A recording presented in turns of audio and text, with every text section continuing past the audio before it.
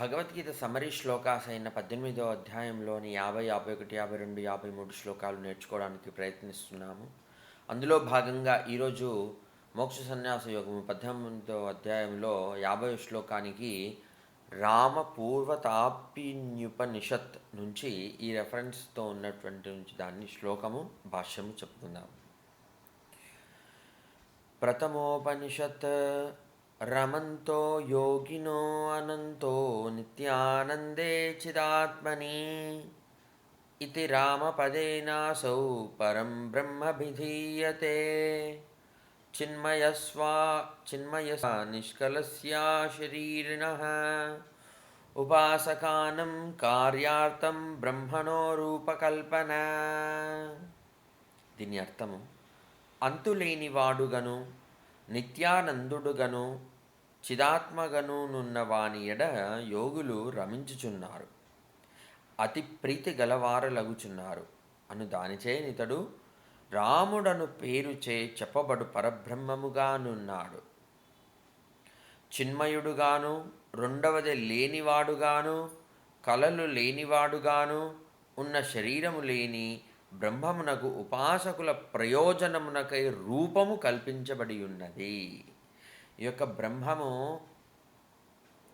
రూపము లేకుండా ఉన్నా కానీ, కలలు లేకుండా ఉన్నా కానీ, శరీరమే లేకుండా ఉన్నా కానీ, ఉపాసకులు అంటే మనలాంటి వాళ్ళు ఉపాసన చేయడం కోసం, సాధన చేయడం కోసం ప్రయోజనము, అట్లాంటి ఉపాసకుల ప్రయోజనమునకై రూపము కల్పించబడి ఉన్నది అని ఈ యొక్క ఉపనిషత్తు చెప్తుంది.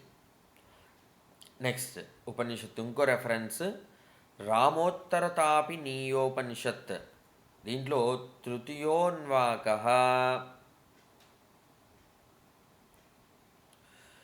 తత్సద్యత్సత్పరం బ్రహ్మ రామచంద్రశ్చిదాత్మకః సోహమోహం తద్రామభద్రః పరం జ్యోతిరసోహమోం ఇత్యాత్మానమాదాయ మనసా బ్రహ్మణ్యైకీకుర్యాత్ సదా రామోహమస్మీతి తత్వతః ప్రవదంతయే నతే సంసారిణో నూనం రామపివ న సంశయః రామ ఏవ న సంశయః. దీని యొక్క అర్థము, చిదాత్మకమైన రామచంద్రుడును దేది గలదో అది సత్తగు బ్రహ్మము, అతడే నేను. ఓం. అట్టి రామచంద్రుడనువాడు పరంజ్యోతి రవము, నేనే అని ఈ విధముగా మనస్సుచే ఆత్మను గ్రహించి బ్రహ్మముతో చేర్చవలను. ఎవ్వరు యథార్థముగా నేను రాముడుగానున్నాను అని ఎప్పుడు చెప్పు వారులు సంసారాలుగారనున్నది నిశ్చయం. రాముడే ఇది. రామోత్తర తాపీనిపనిషత్తులో 3వ అధ్యాయం 3వ అన్వాకం లోపల నుంచి ఇది చెప్పబడింది. ఎవరైతే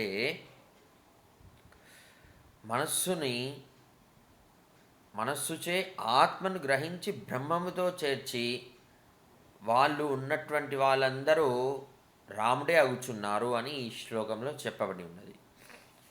మనకు ఎన్నో ఉపనిషత్తుల నుంచి ఈ రెఫరెన్సెస్ వస్తూ ఉన్నాయి. అట్లాగే మనము ఇదే యూట్యూబ్ ఛానల్, అంటే నా యూట్యూబ్ ఛానల్లో ఇంకా 2 మోస్ట్ ఇంపార్టెంట్ థింగ్స్ ఏవేవంటే, ఒకటి భగవద్గీత ఇందాక మీరు వినేటువంటి సమరి శ్లోకాసే, ఆ తర్వాత దానికి అనుసంధానంగా ఎన్నో ఉపనిషత్తుల రెఫరెన్సెస్ వస్తూ ఉన్నాయి, మనం చూసాము. అలాంటి విధంగానే విష్ణు సహస్రనామ స్తోత్ర పారాయణం లోపల నుంచి వస్తున్న నామాలన్నింటికీ ఒక్కొక్క దానికి మనము ఉదాహరణలతో రెఫరెన్సెస్తో భాష్యాన్ని చూస్తూ ఉన్నాము.